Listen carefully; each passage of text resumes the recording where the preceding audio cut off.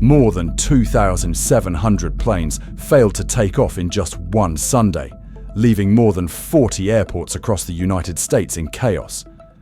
But not only are the iron birds clinging to the ground, but thousands of Americans are also holding back their own dreams, trapped in RVs parked on the side of the road.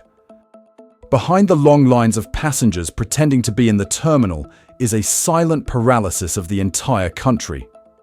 When the federal government shut down, hundreds of thousands of employees, from air traffic controllers, TSA employees, to aeronautical engineers and security officers, were forced to work without pay, or worse, were placed on temporary leave.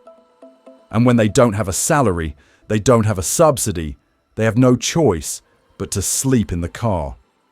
America used to be built on the belief that its system always operated, even in crisis. But when a budget node gets stuck in Washington, even the sky stops working. And while planes wait for takeoff orders, millions of Americans are still waiting for something else. The awakening of the government they are having to feed with every penny of their taxes.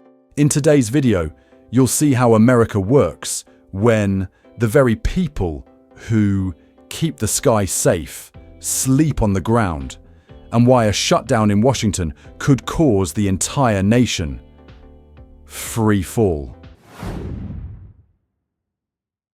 The American sky was silent, as if the whole common dream had just lost its direction.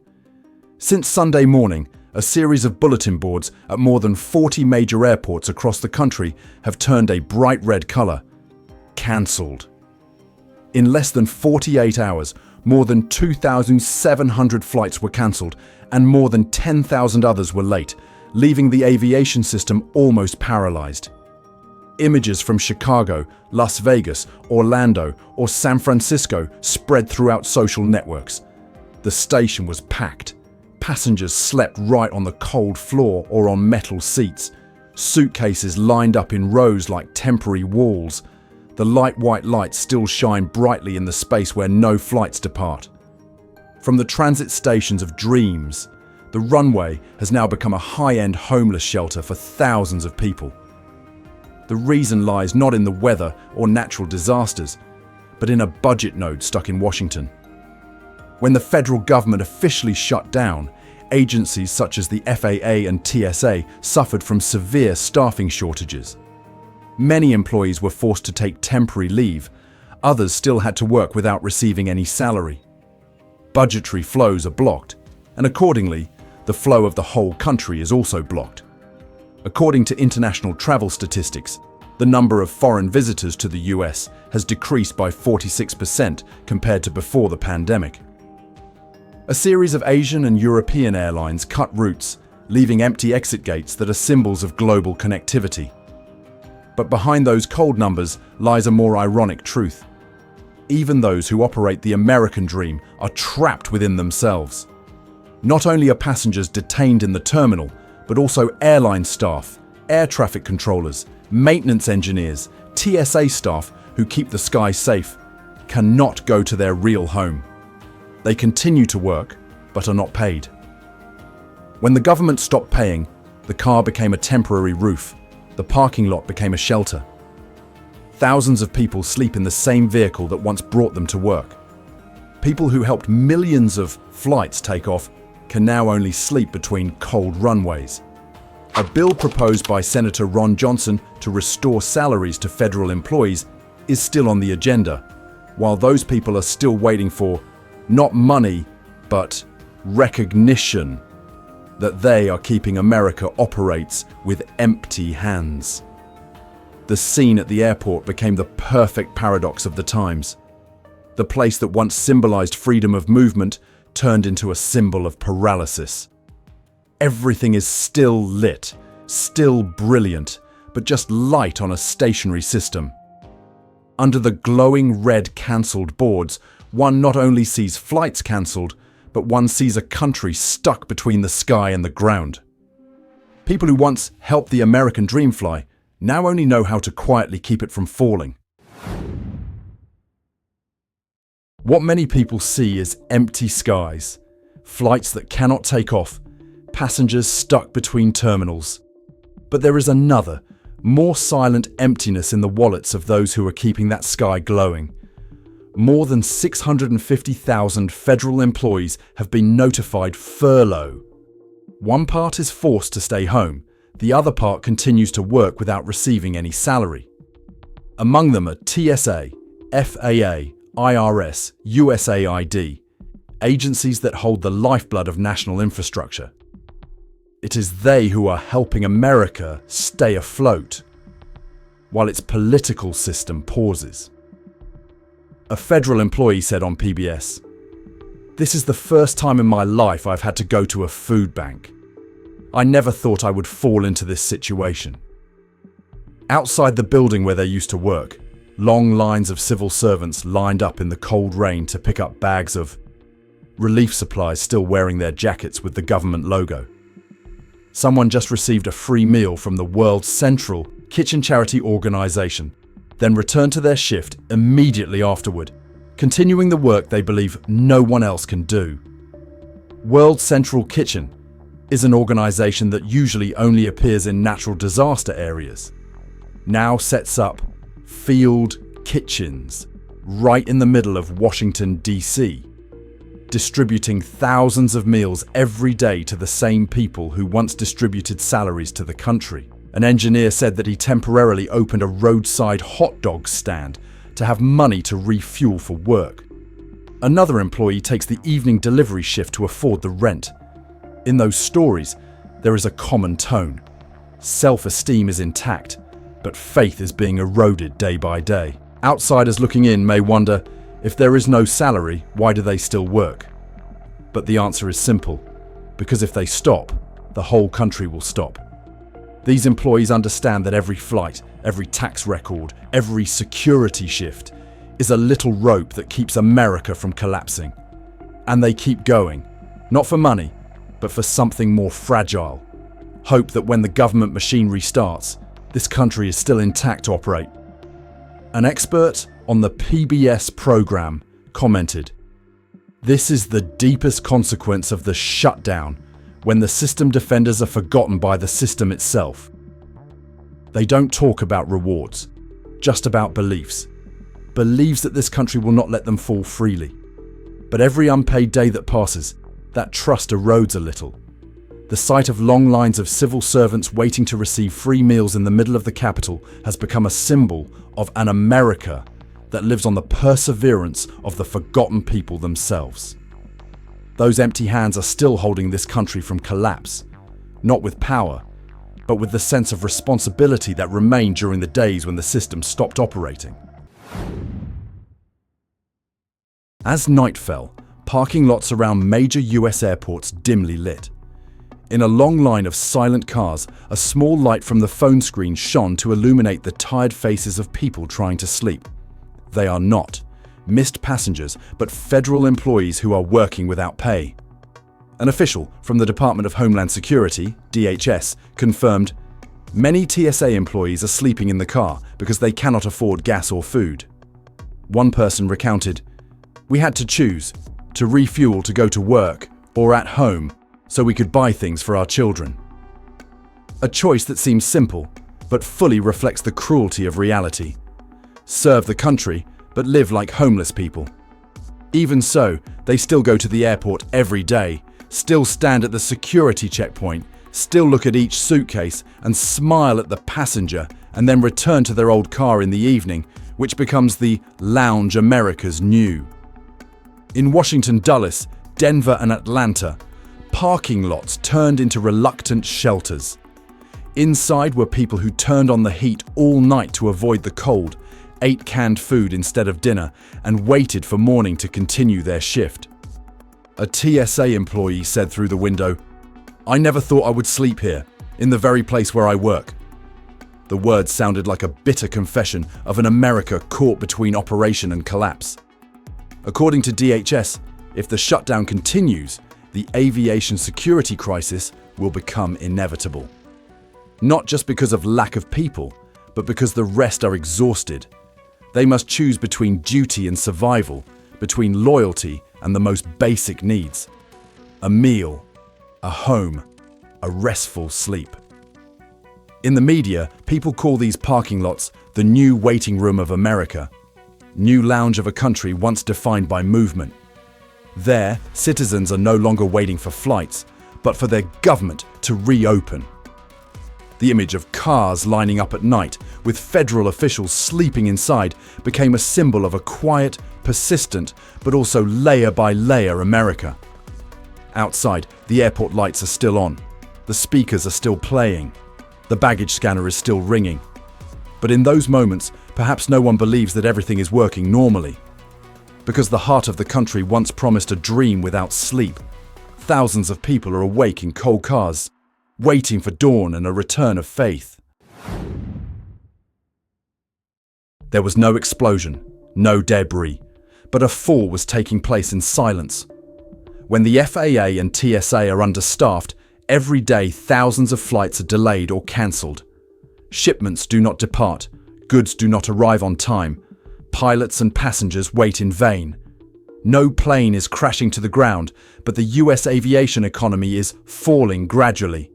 Hour by hour, layer by layer, every reliable beat. From chaotic terminals to logistics hubs, that fall spreads like a chain reaction. Goods are delayed, small businesses lose customers, workers don't get paid, and people start to lose faith in the government's ability to operate. An expert at George Mason University called this shutdown a form of deliberate coma, when the government shuts down its own oxygen source just to prove that it still has the right to do so. Figures show that after each shutdown, it takes 6 to 9 months for federal agencies to recover productivity. But that number cannot measure the kansu, emotional toll, as hundreds of thousands of federal employees understand that in this system, their loyalty can be paused at any time. Many fear that, after so many shutdowns, America is slowly accepting paralysis as a normal part of politics. When stop working becomes a habit, not only does the plane stop, but the will to operate also stops. A TSA employee said in silence, "No flights, no salary, but the real damage is not on the electronic board, but in people's hearts." It was the invisible fall of America, where there was no alarm, no smoke or fire, only a country that was slowly losing altitude in silence. There was no explosion, no debris, but a fall was taking place in silence. When the FAA and TSA are understaffed, every day thousands of flights are delayed or cancelled. Shipments do not depart, goods do not arrive on time, pilots and passengers wait in vain. No plane is crashing to the ground, but the US aviation economy is falling gradually. Hour by hour, layer by layer, every reliable beat. From chaotic terminals to logistics hubs, that fall spreads like a chain reaction. Goods are delayed, small businesses lose customers, workers don't get paid, and people start to lose faith in the government's ability to operate. An expert at George Mason University called this shutdown a form of deliberate coma, when the government shuts down its own oxygen source, just to prove that it still has the right to do so. Figures show that after each shutdown, it takes 6 to 9 months for federal agencies to recover productivity. But that number cannot measure the emotional toll, as hundreds of thousands of federal employees understand that in this system, their loyalty can be paused at any time. Many fear that after so many shutdowns, America is slowly accepting paralysis as a normal part of politics. When stop working becomes a habit, not only does the plane stop, but the will to operate also stops. A TSA employee said in silence, "No flights, no salary, but the real damage is not on the electronic board, but in people's hearts." It was the invisible fall of America, where there was no alarm, no smoke or fire, only a country that was slowly losing altitude in silence. Outside the capital, the effect spreads as far as cracks in the glass. States must manage on their own when the federal budget is locked. At the border, patrol officers work without pay. At the airport, TSA employees sleep in their cars to save gas. In small towns, tax offices, community centres, and licensing agencies are temporarily closed, all waiting for the same thing: a budget signature that no one knows when will come.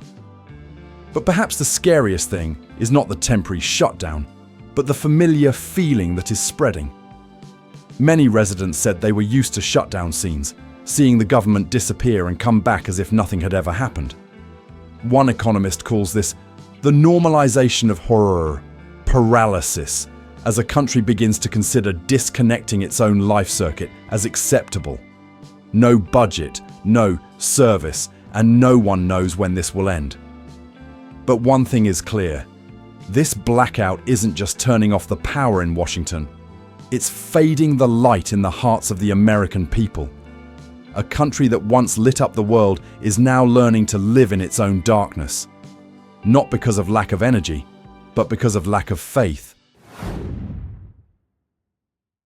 It's not because the economy is weak, not because of a lack of money in the treasury. This crisis was created entirely by politics. An official said frankly, this shutdown is not due to economics, but due to politics. And in the midst of that power confrontation, the American people, who have no seats in Congress, are the ones who have to pay the price. During the days when Congress argued, the country stood still. Parties continued to struggle around numbers and terms, but behind every hammering is a wobbly life. From Washington to Atlanta, from Denver to Las Vegas, hundreds of thousands of federal employees are working without pay, or worse, forced to take indefinite leave. An interim bill to pay frontline employees was introduced, but was blocked in the Senate only because of political differences.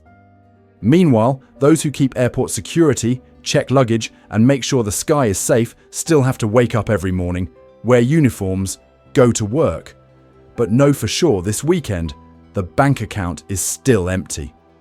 A union has issued a statement calling for the application of the no budget rule, no pay. Without a budget, then no one in Congress will be paid. Because if people suffer from the cessation of life because of the government's deadlock, those who cause it should not be exempt. But until now, that call has only stopped at the hashtag. A weak echo in the cold corridor of power. That injustice makes many people angry, but also makes them tired. Because people understand that this is no longer a sudden crisis but a recurring scenario. Every time a shutdown occurs, millions of people become hostages to political bargains. And then, when the budget was approved, everyone came back to their desks like nothing had happened, until the next time. A female TSA employee said, "I work to feed my family," and they argue to nurture power. The saying seems simple, but fully reflects the growing gap between the people and the ruling class. Because where the decisions are made, no one has to worry about what's for dinner tonight, or where this month's rent is taken. A political commentator on NPR concluded, "People are paying the price for a game they are not participating in." And in that game, every day the shutdown lasts, a little bit of trust is withdrawn from the system. It's not just the salary, but the feeling that this country was once built with the efforts of workers is gradually forgetting who they are. Because if politics turns into a stage where every decision is calculated to win the party, not help the people, then every subsequent crisis is just an inevitable consequence. And as a tragedy of modern times, when Washington plays the game of power in a bright light bulb, the whole of America outside is in the darkness of that very consequence. When planes lie still on the runway, perhaps what is being cancelled is not just flights, but also faith in the performance of a country that was once considered exemplary. From the red electronic panels of cancelled to the cars turned into temporary roofs, every small image in this crisis is reflecting a bigger question. Where is America heading? Empty airports, TSA employees sleeping in cars, federal workers lining up to receive food relief, all combine to form a picture of the times where the American skyline is no longer lit by the lights of success, but by the flickering warning lights of a system running out of energy. Someone said, "Shutdown is not just about the government shutting down. It is when people's trust is also turned off." An expert at the Brookings Institution warns that If this situation continues, the public spirit that once made America different will be lost forever. Because each shutdown is not just a temporary shutdown, but a new crack in the foundation of trust between the state and citizens. When dedicated people working to keep the country running are abandoned, they not only lose income, they lose reason to believe that their dedication is also meaningful. However, in the midst of that gloomy scene, there were still small rays of light. Somewhere in the coal parking lot, a TSA employee turned on the heating in the car and whispered, "We don't need perks. We just need a place to sleep without fear of being kicked out." That sentence, simple but heavy, speaks for hundreds of thousands of repressed voices. Many older Americans still remember a time when the country was united by a common belief that despite being different, everyone was doing their part for a common future. But today, that image is gradually fading. People who helped millions of flights take off now have to sleep in cars. Civil servants who once protected the country now have to receive meals from volunteer organizations. And citizens who once believed in the system now can only wait for it to work again. But perhaps America still has a mighty chance if it listens to the very people who hold the country with that empty hand. Because American history has never lacked a crisis. The only difference is that every time they overcome it, Americans redefine themselves. The question now is not when flights will take off again, but whether America can fly up again after its dream has hit the ground. And while the American sky is still empty, the question still hangs there. Will America have the courage to take off again?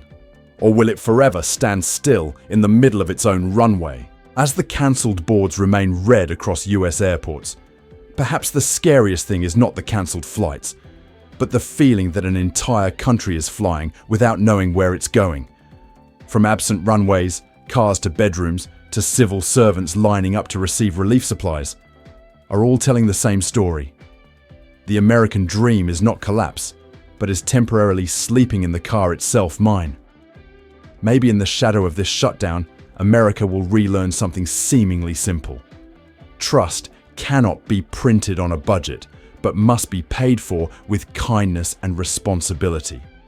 Because if a country created by diligent people is starting to feel abandoned, then what needs to be restarted first is not the government apparatus, but the heart of this country. If even those who keep America running are no longer protected, who will keep the American dream for the next generation? And when the sky is empty of flights, are we entering an era where beliefs are not, machines are the crippled stuff? If you've ever seen the same thing where you live, or spent the days when America stopped, please share that story in the comments section. Don't forget to like, share, and subscribe, so more people can see the real picture behind the news where ordinary people are still trying to keep the American dream from falling to the ground. The content in this video builds on public sources and reputable press material, including ABC News, Reuters, PBS, and actual witness transcripts. All information, figures, and citations presented for the purpose of analyzing, reflect social, raise public awareness, are not absolutely affirmative and are not intended to attack any individual, organization, or government any. The video does not represent the political views or interests of any party. Viewers are encouraged to access information from a variety of sources for a more comprehensive perspective.